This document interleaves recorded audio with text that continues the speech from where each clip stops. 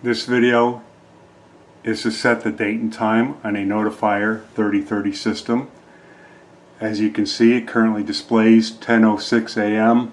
Saturday, July 1st, 2023. The actual date and time is June 24th, 2024 at 8:59 a.m. Access the menu by pressing main menu. You want to program or alter status.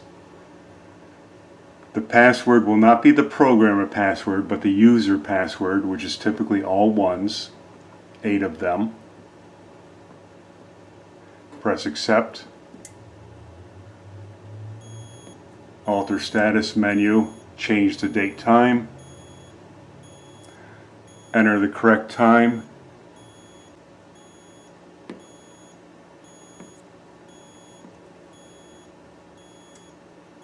Use the arrow to scroll over to the date. You can't change the day of week. That will change when you change the calendar automatically. 06/24/24. Accept when it has the correct time you want.